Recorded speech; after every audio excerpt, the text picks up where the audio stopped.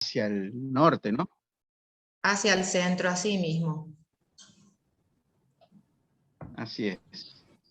Bueno, ya estamos en tiempo. Buenísimo. Ya estamos, bueno, como les decía recién, salía a que nos cuente un poco la experiencia con este caso que habíamos compartido de manera virtual, así que nos sirvió de excusa para... Bueno, buenos días. Yo soy la doctora Natalia Gómez, para los que no me conocen, probablemente muchos, y trabajo en el Hospital de Trauma de la ciudad de Asunción, en Paraguay, que es un hospital de referencia a nivel nacional, ¿verdad? Y sí, este caso es un caso que yo compartí en el chat hace unas semanas, porque fue un caso complicado para nosotros, sobre todo en el manejo ventilatorio del paciente, lo cual no es muy habitual que nosotros encontremos en el trauma con contusión pulmonar aún grave, ¿verdad? Pero este fue un caso difícil, se sumaron las cosas y entonces, bueno, siempre más cabezas piensan mejor que una sola y no, me ayudó muchísimo lo que me pudieron en ese momento sugerir, ¿verdad? Y bueno, y el doctor Javier me pidió que presente en el Ateneo, entonces preparé el caso para ustedes y después una especie de resumen de lo que sería manejo actual del trauma en el niño, ¿verdad?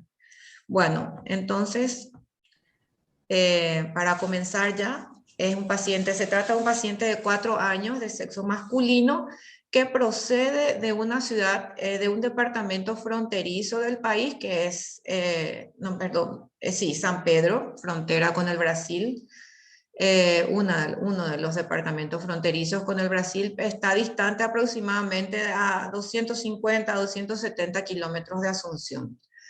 El mecanismo de trauma fue arrollamiento. El paciente es pasajero de moto, 4 años, pasajero de moto, sin casco obviamente, acompañado por la mamá y son arrollados por un vehículo automotor.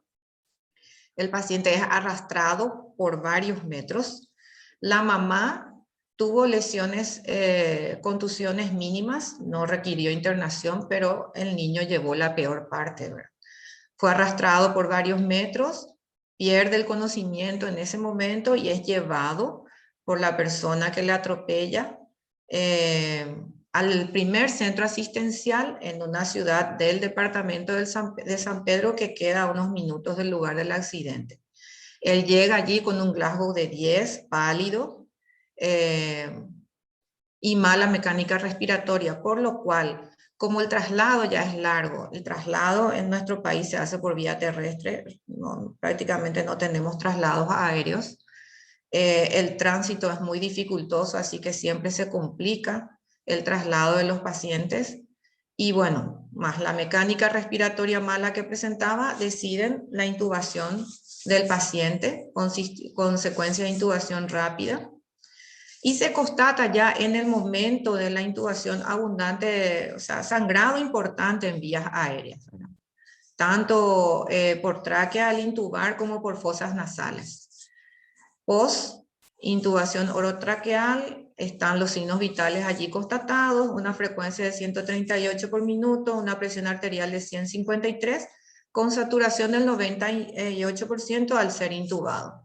Deciden una expansión con cristaloide, le hacen un ECOFAST, el ECOFAST es positivo, no tengo el informe por escrito, pero por eso más los datos de choque por clínica del paciente deciden además una transfusión de glóbulos rojos concentrados.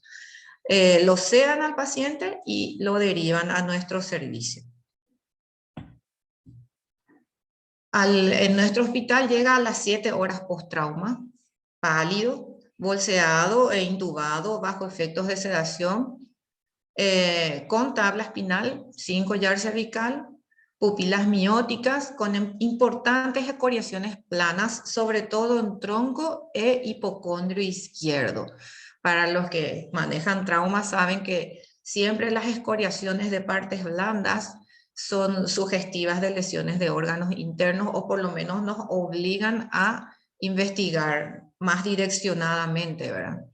con una frecuencia cardíaca de 70 por minuto, presión arterial de 50-30 y una saturación de 76%. Nuevamente se constata sangrado por tubo endotraqueal. Deciden con esa saturación y esos datos cambiar pensando en la posibilidad de que pudiera estar taponado por secreción, por sangrado el tubo endotraqueal. Cambian a un tubo endotraqueal con CAF. El anterior no tenía CAF. Número 5. Y nuevamente se constata, como les digo, sangre en vías aéreas. Ya tenía colocada una sonda nasogástrica con líquido borráceo por la sonda, tenía una sonda vesical colocada donde se evidenció que había orina clara, unos 700 cc en el colector. Se indica nueva expansión con cristaloides, salen los laboratorios. En el interín la primera gasometría ya muestra una acidosis importante, mixta, con un pH menor a 7. Y por el sangrado otra vez en vías aéreas también a ojo, sin tener otros datos laboratoriales, y por los datos de choque deciden una nueva transfusión con glóbulos rojos concentrados. Tiene una mejoría de signos vitales en ese transcurso y entonces lo trasladan a imágenes. En imágenes, en el servicio de imágenes se hacen los estudios habituales, ¿verdad? TAC de cráneo y columna cervical que no muestran lesiones. La TAC de tórax, que voy a mostrar en el siguiente slide, tiene una contusión pulmonar bilateral muy importante, donde solamente se evidencia parte de los lóbulos superiores libres de contusión. La TAC de abdomen se hace sin contraste. En urgencia ya le hacen un ecofast donde vuelve a ser positivo, entonces se hace un TAC de abdomen sin contraste en ese momento, donde no se evidencia importante cantidad de líquido libre y tampoco se evidencia en una sin contraste una lesión importante de víscera maciza. Y como suele suceder en nuestro país, nosotros contamos con especialistas así contados con los dedos de las manos en algunas especialidades, sobre todo en cirugía pediátrica, y este era el caso de que justamente en esta guardia el cirujano pediatra estaba de cuarentena por COVID. Entonces, una vez que le realizan los estudios por imágenes y con cierta estabilidad, se lo traslada a terapia intensiva, no habiendo en los hallazgos tomográficos una lesión importante que requiera su ingreso a quirófano, ¿verdad? Y yo les quiero mostrar la tomografía, si es que puedo. ¿Se ve? Sí, se ve bien. Esta es la tomografía donde se evidencia la contusión pulmonar importante. Y como ven, en la tomografía de abdomen no parece haber mucho líquido ni lesiones importantes. No sé si quieren que repita. Lesiones importantes. Pasala una vez más, a ver. Ahí va.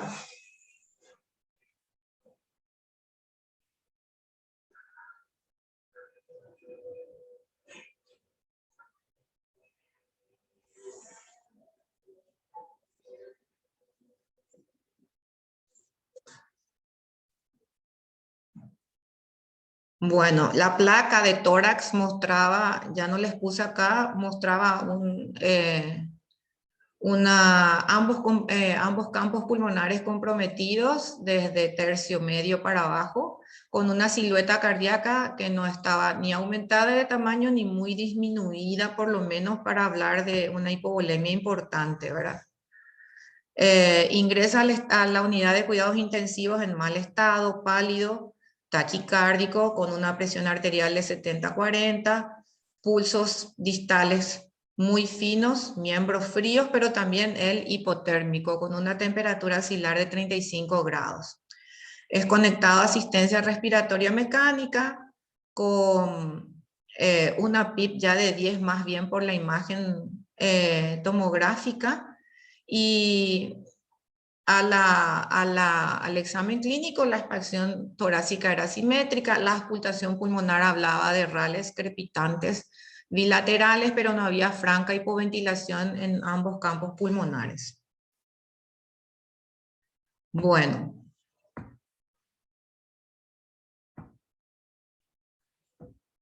Voy a pasar a la siguiente.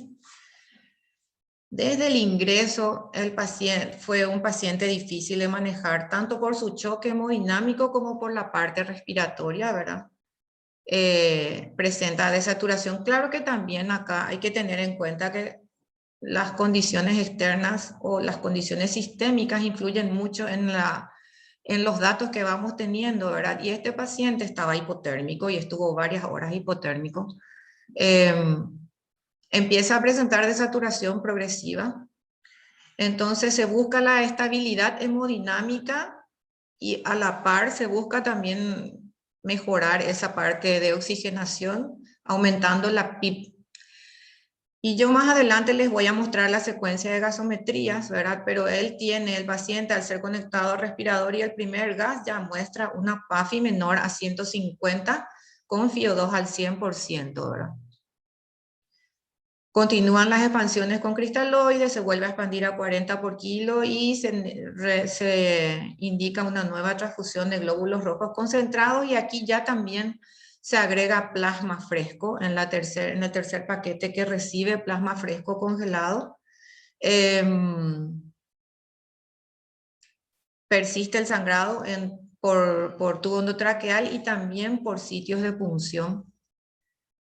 Y se inicia ya goteo de noradrenalina, que va en progresivo aumento, ¿verdad? Si bien las cifras tensionales mejoran, el paciente se presenta lábil en las primeras horas de internación,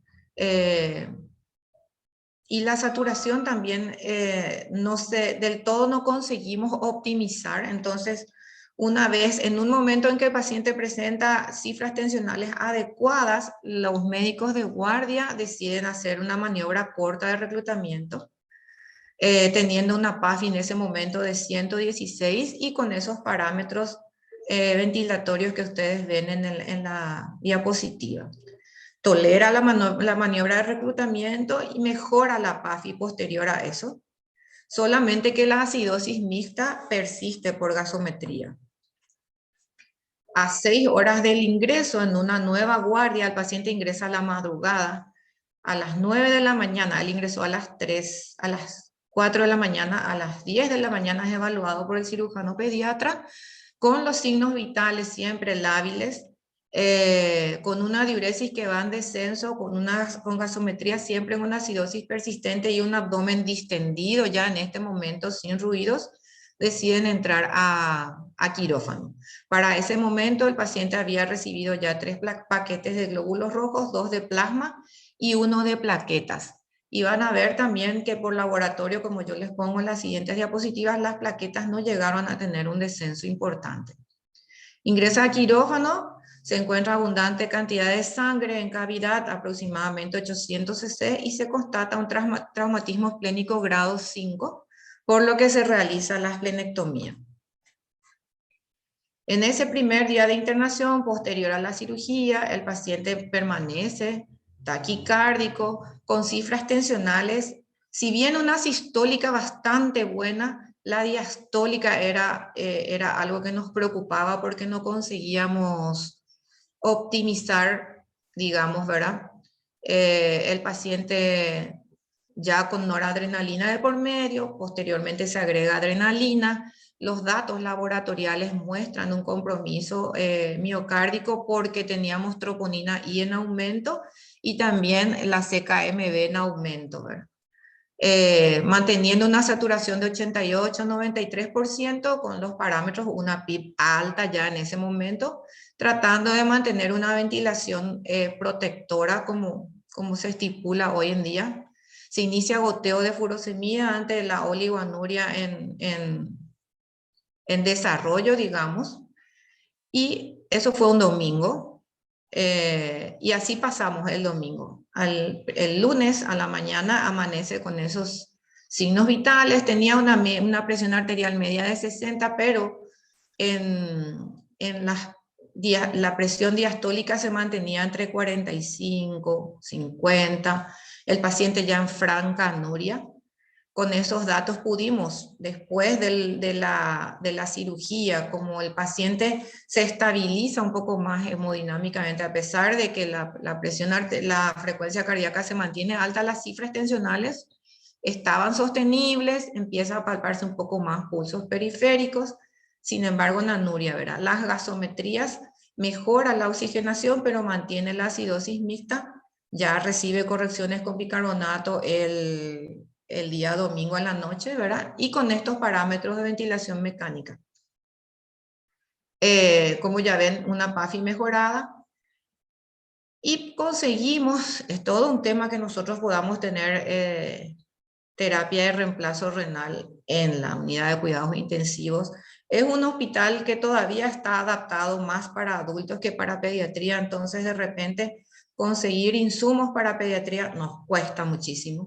Pero bueno, conseguimos el catéter de hemodiálisis y en interconsulta con la nefróloga pediatra se decide hacer una ultrafiltración porque ya para esa hora, a las 36 horas de ingreso, teníamos un balance positivo de más 9.000, teníamos un estado hemodinámico todavía lábil, llegamos a aumentar ya para ese entonces, en el momento de la diálisis, ya inotrópicos al doble de los valores iniciales, o sea, 0,5 de noradrenalina, inclusive llegamos hasta 1 de noradrenalina en el transcurso de la guardia el lunes y las primeras horas de la guardia martes. Se decide hacer una ultrafiltración, tratando de sacar líquidos para poder mejorar la parte hemodinámica y también la parte respiratoria, porque manteníamos una hipercapnia importante por gasometría. La ecocardiografía que conseguimos para el lunes a la tarde muestra una función ventricular izquierda conservada. No se evidenciaba hipoquinesia a nivel de la contractilidad del miocardio, ¿verdad? Tenía con soporte inotrópico esa función ventricular conservada. El ventrículo derecho también con función conservada por TAPSE y hablaba de una hipertensión pulmonar moderada, 40 milímetros de presión estimada en la arteria pulmonar, milímetros de mercurio y un derrame pericárdico leve posterior. Se hace una copleura que habla de líquido pleural, aproximadamente 300 cc del lado izquierdo, que se drena.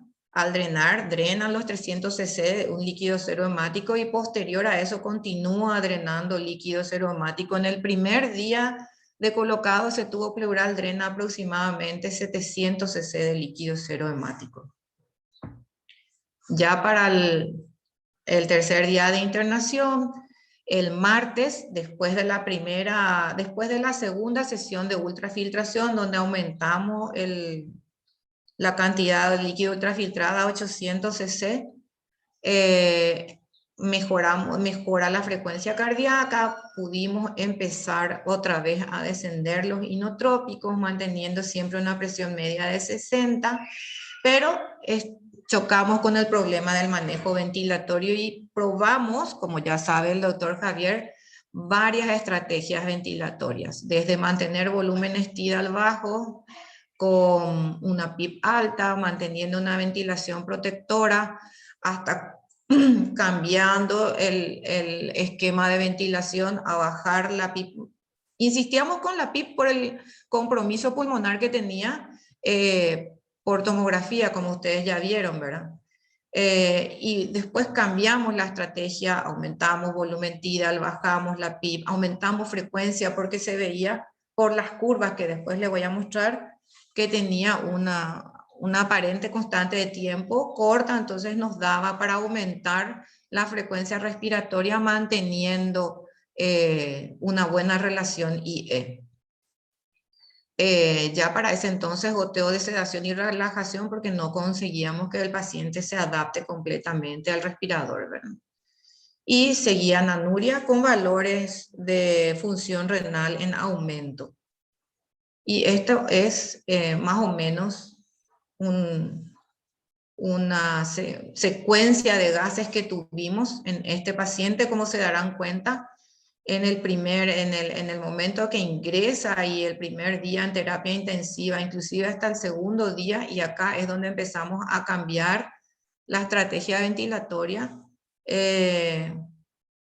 Teníamos un importante compromiso con un pH menor a 7, con una hipercapnia importante, con un estado ácido-base, sin embargo, no muy feo. Ya acá, a partir de acá, es cuando empezamos a ultrafiltrar, ¿verdad?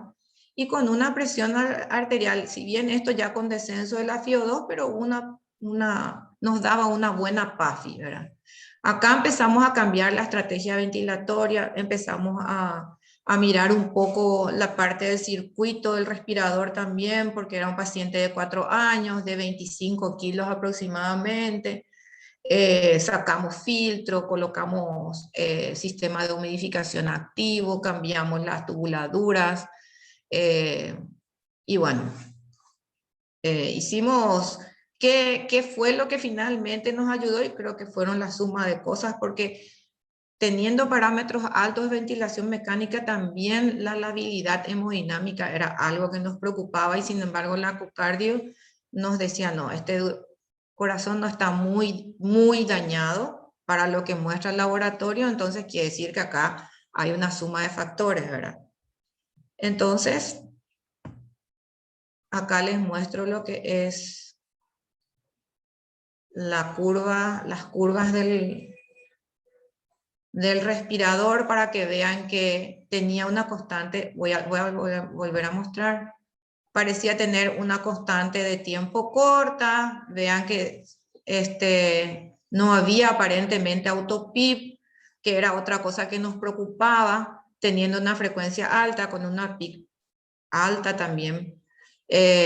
Entonces, nos dio pie para que nosotros cambiemos un poco la estrategia ventilatoria, fuera de cambiar la parte de circuitos del respirador, ¿verdad? Ay, pero...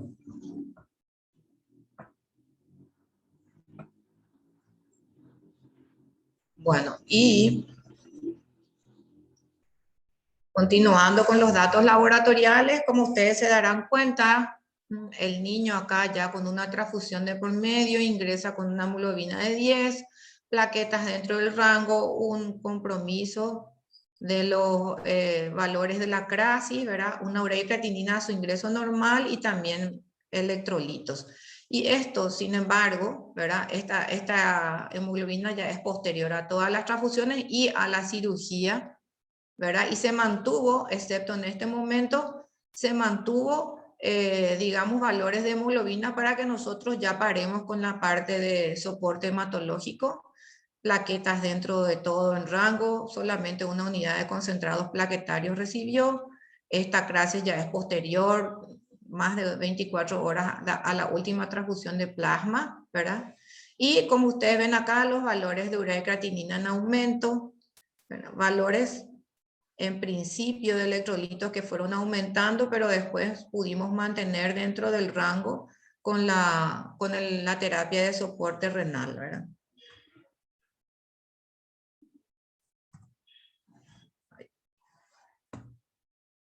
Y estos fueron los parámetros del ventilador con los que nosotros manejamos a nuestro paciente, ¿verdad? Inicialmente con un volumen tidal de 6, pero una PIP que ese primer día tuvimos que llegar a 17 antes de recibir el reclutamiento alveolar, ¿verdad? Y posteriormente pudimos empezar a bajar con ese primer reclutamiento la FiO2, pudimos empezar a bajar la PIP, y acá es donde nosotros decidimos ser un poco más agresivos, digamos, en nuestro cambio de parámetros, y empezar a modificar más rápidamente digamos, los parámetros ventilatorios, y eso nos ayudó, tanto desde el punto de vista gasométrico, como ustedes ya vieron en la diapositiva de las gasometrías, como desde el punto de vista hemodinámico.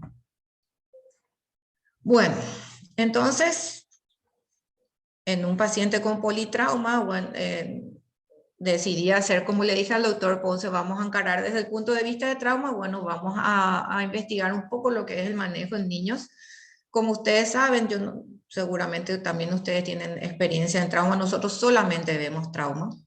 No hay muchos artículos con series de casos, ni mucho menos aleatorizados en pediatría. La mayoría de los artículos son de adultos y la mayoría de lo que se hace en pediatría se extrapola de los adultos. Son artículos de revisión en general, estos son los pocos que encontré sobre reanimación en niños. Pero bueno, continuando con esto, como ustedes saben, la estrategia de manejo de estos pacientes hoy en día tiene un nombre que se llama resucitación con control de daños, ¿verdad? Y que también seguramente saben, consiste en un manejo temprano del paciente con trauma severo, donde lo que se apunta es a evitar intervenciones largas que pudieran sumar estrés y empeorar la respuesta inflamatoria ya desencadenada por el trauma. Si bien se habla de la reanimación fluídica con cristaloides, se tiende a ser un poco restrictivo hoy en día con el manejo de cristaloides. En pediatría tiene sus contraindicaciones o por lo menos su manejo discutido en pacientes con compromiso cráneoencefálico. Y se apunta más al uso más temprano de componentes sanguíneos. Y una vez que empezamos con los componentes sanguíneos, dependiendo de lo que nosotros usemos, entonces ahí ya se habla de lo que sería la reanimación hemostática y con uso balanceado de los componentes sanguíneos. Tiende a ver al paciente de una forma más integral sin hacer intervenciones muy detalladas y como siempre en trauma, dependemos del manejo en equipo, ¿verdad? Basado en protocolos, pero lo que nos hace que el manejo sea necesaria y estrictamente manejado en base al protocolo. Siempre, como tanto dice el doctor Jawornisky, el manejo basado en protocolos también debe considerar la individualización del paciente que tenemos ante nosotros, ¿verdad? Ustedes saben que este concepto de control de daños está originado en la milicia, en la milicia naval. En primer lugar era en los barcos de guerra para tratar de mantener la flotabilidad del barco, entonces se trataban de hacer intervenciones cortas, pero que mantuvieran la flotabilidad del barco. De ahí surge el concepto de control de daño y que después se aplica en medicina, ¿verdad? Bueno, en trauma sabemos que el trauma desencadena una respuesta inflamatoria, una cascada de respuesta inflamatoria per se, ¿verdad? Que después otra vez nosotros que puede empeorar por condiciones que se van agregando con el paso de las horas y también con intervenciones que nosotros hacemos, ¿verdad? Y estos son conocidos como los segundos golpes. Entonces, tanto el trauma como estos segundos golpes desencadenan una respuesta inflamatoria que finalmente termina en la falla orgánica múltiple, que generalmente es la causa de muerte en el politraumatismo, ¿verdad? Dentro de este esquema de manejo, la tríada letal, como conocen todos ustedes, la hipotermia, la coagulopatía y la acidosis. La coagulopatía por trauma es un capítulo, digamos, muy importante para tener en cuenta y dentro del cual se han identificado no solamente la coagulopatía adquirida, sino la desencadenada por mecanismos endógenos mismos secundarios a la respuesta inflamatoria. Es un manejo que debe iniciarse precozmente y, como les dije, lo importante a tener en cuenta y viene con el concepto hoy de terapia intensiva de que menos es más, ¿verdad? Lo que nosotros tenemos que tratar de evitar con nuestro manejo es empeorar la respuesta fisiopatológica propia del organismo. Existen factores a tener en cuenta para pacientes con politraumatismo que pudieran evolucionar a un empeoramiento y donde este concepto de resucitación con control de daños es más importante de aplicar, ¿verdad? Dependiendo de los scores, dependiendo de las lesiones, del tipo de lesiones que tienen, ¿verdad? Si hay un compromiso cráneoencefálico agregado, entonces, y factores laboratoriales que contribuyen a que el paciente tenga mayor riesgo a evolucionar críticamente. Bueno, dentro de la resucitación con control de daño, como les hablé, de estos componentes claves como tenidos en cuenta como triada letal, la resucitación fluídica con hipotensión permisiva es lo hoy estipulado. ¿Qué valor o qué signo vital a considerar para hablar de resucitación con hipotensión permisiva? Es todavía discutido. En los adultos se tiene en cuenta la presión arterial sistólica. En el niño, como ustedes saben, esta presión arterial sistólica varía de acuerdo a los grupos etarios, pero por lo menos, sobre todo en ciertos tipos de lesiones donde la hipertensión puede empeorar la hemorragia, como por ejemplo las lesiones cardíacas o las lesiones con traumatismo de pelvis o abdomen importante, es importante tener en cuenta este punto de la restricción fluídica. Hoy se habla de manejar con otros parámetros, como por ejemplo la espectroscopía por infrarrojo o el estado ácido-base a nivel del músculo esquelético, que son, digamos, puntos en estudio en este momento para ver qué tanto nosotros podemos ir un poco más cercanos a hasta dónde podemos llegar con la hipotensión permisiva, ¿verdad? Como ya les dije, en trauma de cráneo asociado, esto no está muy discutido, sobre todo porque nosotros tenemos que apuntar en ese caso a mantener una perfusión cerebral regular. La resucitación hemostática, como les dije, que tiene que ver con la coagulopatía y que lleva en los pacientes críticos a instaurar un protocolo de transfusión masiva. El recalentamiento, no voy a insistir con el tema de que la hipotermia tiene que ver con una mala respuesta cardíaca a los inotrópicos, con una persistencia de la acidosis, y todo eso desencadena un círculo vicioso, ¿verdad? Que se vuelve de retroalimentación positiva.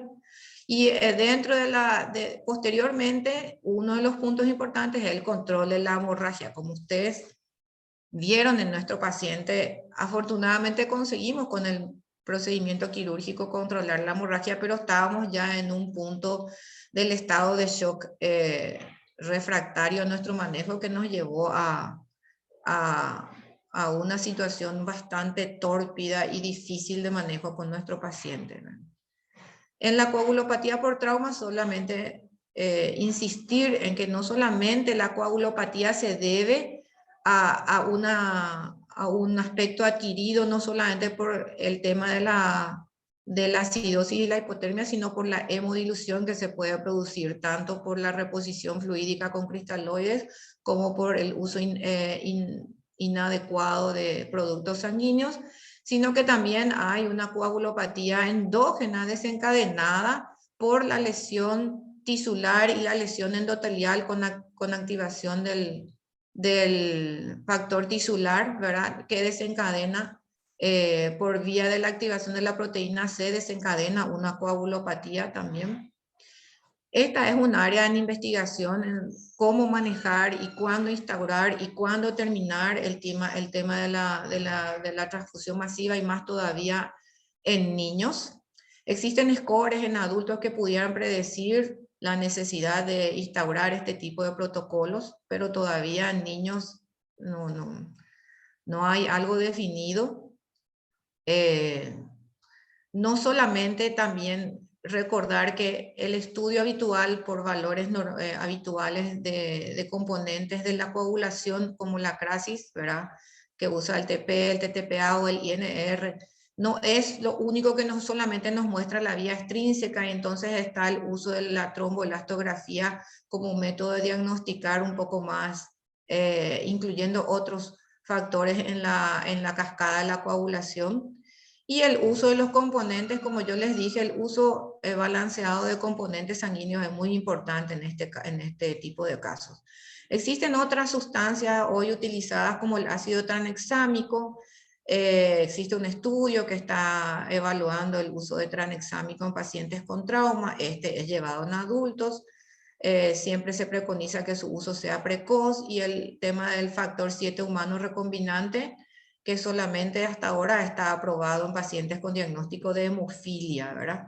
Y el riesgo de una posibilidad de trombosis arterial asociada a su uso.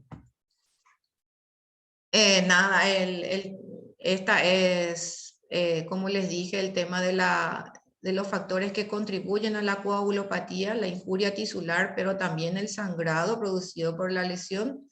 Y todo esto desencadena un círculo vicioso que empeora la situación del paciente si nosotros no lo paramos a tiempo, ¿verdad? Y en cuanto a protocolos de transfusión masiva, no existen en el niño. Primero está el problema en definir cuándo el paciente tiene una hemorragia que pueda considerar el uso o el inicio del protocolo de transfusión masiva. Se habla de que en el niño se puede considerar cuando se repone más del 100% la volemia en 24 horas o el 50% la volemia en 3 horas o el 10% de la volemia por minuto dentro de la reanimación inicial. Y cuándo empezar a asociar otros componentes sanguíneos fuera de los paquetes globulares. Bueno, este es un esquema de la Sociedad Europea que propone el uso de paquetes globulares, como les dije precozmente, a partir de los 40 ml por kilo, y ahí ya dependiendo del tipo de pérdida o la persistencia de la inestabilidad hemodinámica, ir asociando otros componentes sanguíneos. Y por último, para el control de la hemorragia, hablamos de la cirugía con control de daño, que lo que pretende es simplemente parar la hemorragia o aislar el foco de contaminación en caso de lesión de víscera hueca, dejando la resolución final para un segundo tiempo cuando el paciente esté en condiciones fisiopatológicas menos complicadas para tolerar cirugías de largo tiempo, ¿verdad? El objetivo de esto es salvar la vida y o el miembro en caso de que se pueda.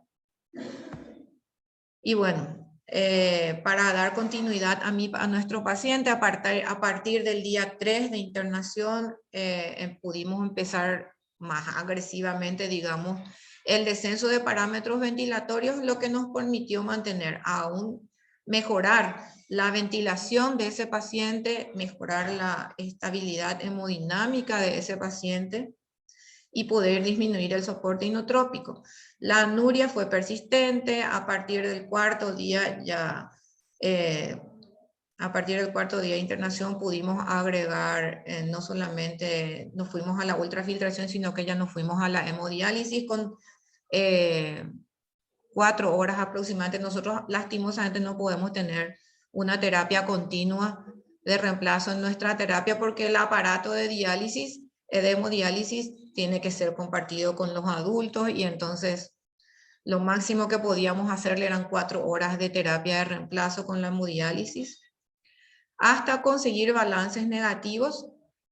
Una nueva ecocardiografía a los 10 días nos mostró que habían mejorado los parámetros, porque ya para este entonces el soporte inotrópico era mínimo y la presión pulmonar también había mejorado. El paciente seguía en ventilación mecánica, es cierto. Todavía estábamos con mucha carga de líquidos por encima y el intento de ir bajando parámetros encaminando al destete nos costaba mucho por la desadaptación del paciente y por la desaturación.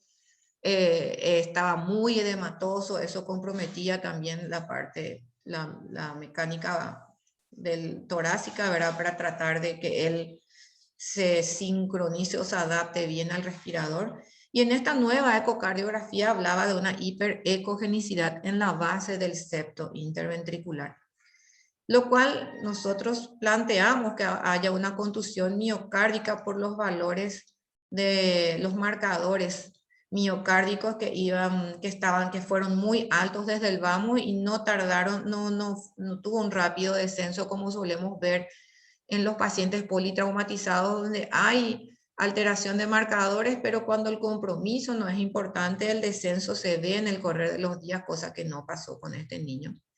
Además, evaluando mejor la tomografía de tórax, constatamos que tenía también una fractura del esternón que la verdad que se ve así en la ventana ósea y así bien, tiene que ir muy dirigida. Estuvimos viendo con los de adultos que tienen más experiencia. Cuando se constató esa fractura del esternón, ellos nos dijeron acá hay un 70% de posibilidades de que haya una contusión miocárdica y se demostró en la ecocardio de control que había un área de hiperecogenicidad. Y finalmente nuestro paciente fue dado de alta a los 28 días de la terapia intensiva. Estuvo en asistencia respiratoria mecánica por 24 días. Tuvimos 2 intentos de extubación fallida, el primero por laringitis, el segundo por una neumonía asociada a ventilación mecánica. Pero bueno, conseguimos la extubación a los 24 días. Presentó obviamente un síndrome de abstinencia, ya que tuvo un soporte con sedación e inclusive relajación muscular por varios días en los primeros, en los momentos más críticos, y entonces hizo su síndrome de abstinencia. La hemodiálisis pudimos suspender a los 8 días porque empezó a presentar un ritmo diurético, primero con estimulación con diuréticos y posteriormente espontáneo, y fue de alta a la casa a los 34 días. Nuestro pacientito con un Glasgow de 15, el paciente es súper bien conectado, alimentándose por boca, sin déficit motor. Y bueno, este es el paciente que le queríamos presentar con el doctor Ponce.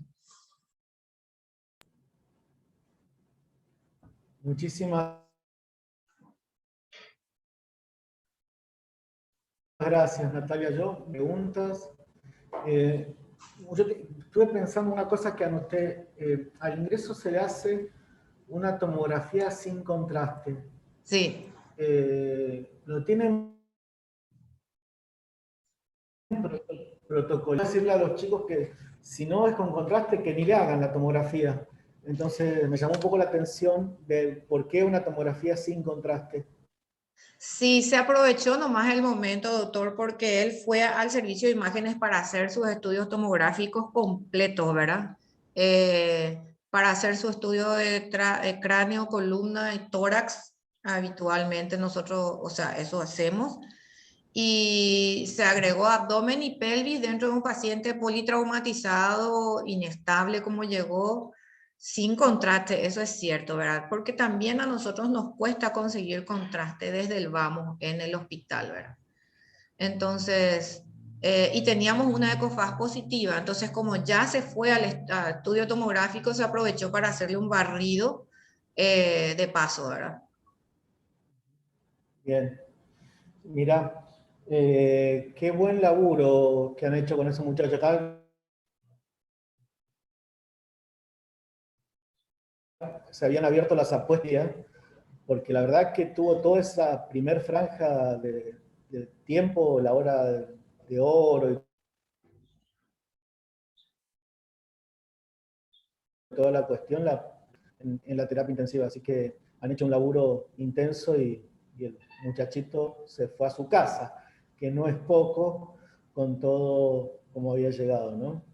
Y sí, justamente, doctor, viste que nosotros que manejamos terapia intensiva y generalmente le vemos al paciente solo en ese instante de la terapia intensiva con nosotros.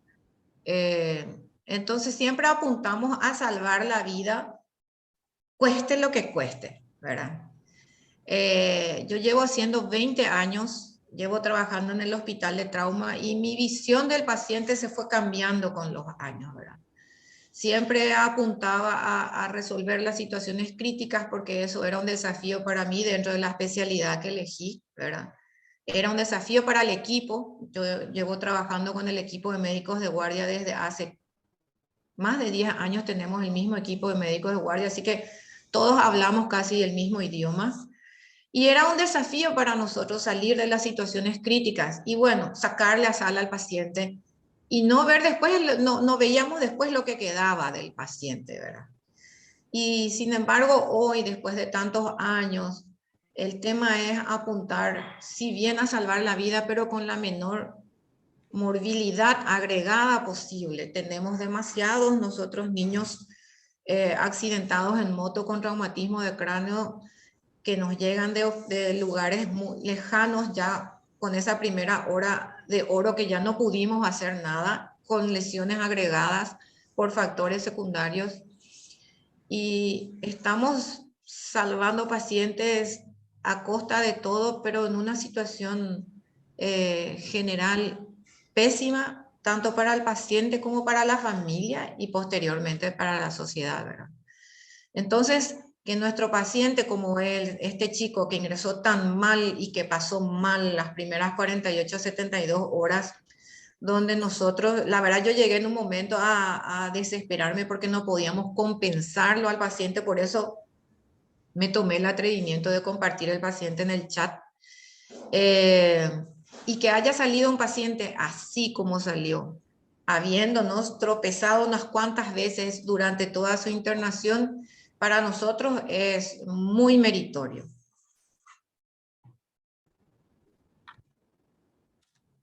Muchísimas gracias y los felicito porque el laburo que han hecho ha sido fantástico y seguramente el muchacho y la familia se lo van a agradecer también por siempre.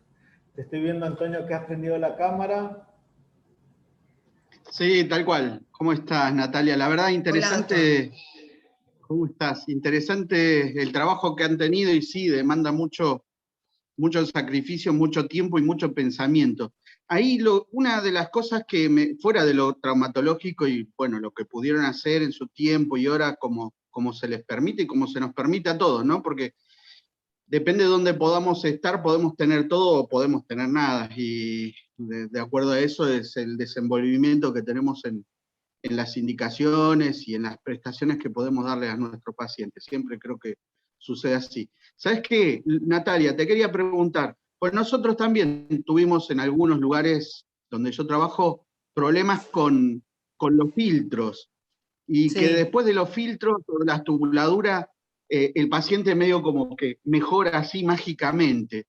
Y sí, no sé si es por el volumen que lleva el filtro o porque en realidad los filtros en pediatría no se están llevando bien con nuestros pacientes, pero en 2 o 3 oportunidades he escuchado a otros colegas que fue un antes y después de haberle cambiado o haberle sacado los filtros. Y mira, doctor, esto fue algo también discutido en un chat de colegas que manejan mucho la ventilación mecánica, inclusive fisioterapeutas respiratorios, ¿verdad? Uno de ellos justamente habló del tema de los filtros y del espacio muerto que conlleva para nuestros pacientes chicos, a pesar de que usemos filtros pediátricos, porque el filtro que usamos en este paciente era un filtro para el peso de nuestro paciente, ¿verdad? Sin embargo, había algo que no nos cerraba porque el paciente no tenía, o sea, si bien tenía valores altos y teníamos que usar frecuencias altas, no había autopip, por lo menos por las curvas como pudieron ver, y el paciente no tenía, o sea, teníamos una pésima ventilación del paciente. Entonces, en ese chat hablaron del espacio muerto que significan estos filtros y de la tendencia otra vez a volver a usar la humidificación activa en este caso. Ahora, ¿qué vino primero, el huevo o la gallina? No te sé decir, doctor, porque se sumaron los factores en este caso con el paciente, ¿verdad? Empezamos a ultrafiltrarle, cambiamos la parte de los circuitos, del circuito del respirador, cambiamos la estrategia, se sumaron las cosas y eso con el correr de las horas dio resultado, ¿verdad? Y finalmente pudimos compensar los dos aspectos más críticos en el paciente en ese momento, que eran la parte hemodinámica y la parte respiratoria. Pero sí es un tema que se discutió en el otro chat, inclusive plantearon el uso de retirar las trampas de agua, que también significan un espacio muerto aparentemente. Sin embargo, este licenciado fisioterapeuta chileno me aclaró, bastante aprendí con él porque habló de que, y también la gente de España, los colegas de España, insistieron con el tema del espacio muerto a partir de la conexión en I, ¿verdad? O sea, todo lo que queda al terminar la tubuladura hasta llegar al paciente es lo que nosotros tenemos que... ese es un espacio muerto que ya no vamos a tocar. Lo que nosotros tenemos que, o sea, este espacio muerto es lo que nosotros, ahí donde está el filtro, es lo que nosotros tenemos que considerar, ¿verdad? Fuera de lo que es compensación de la tubuladura y todo, que antes de conectar al paciente se hace con todos los respiradores, ¿verdad? No sé si me entienden. Inclusive nos mostró una diapositiva que voy a compartir con ustedes en el chat sobre lo que más o menos el volumen a considerar a partir de la conexión con el I y el tubo endotraqueal del paciente, los volúmenes a considerar en estos pacientes pequeños, ¿verdad? No sé si me expliqué. Pues, muchísimas gracias. Fantástico, Natalia, la verdad que muy bueno. Sí, es algo que por ahí se reitera en varios lugares y no sé, estamos haciendo como un raconto de experiencias y ver si influyó o no el tema de los filtros en cuanto a la ventilación, porque en 2 o 3 casos nos ha sucedido a nosotros y he escuchado también esto mismo. Por eso me presté especial atención a lo que decías y a lo que estaba refiriendo, que con el cambio de la tubuladura, y si bien todo lo demás que había apoyado al paciente, hubo un cambio. Bien, nada. Excelente presentación, la verdad que habrá sido un trabajo terrible. Siempre todo paciente crítico y grave da trabajo, pero nos da lugar a este tipo de pensamiento y a este tipo de desenvolvimiento. No sé si hay algo más, Javier, alguno quiera llegar a hacer una pregunta. Gracias a toda la gente que se ha conectado. Muchas gracias, te dice Nana, por acá también por el chat.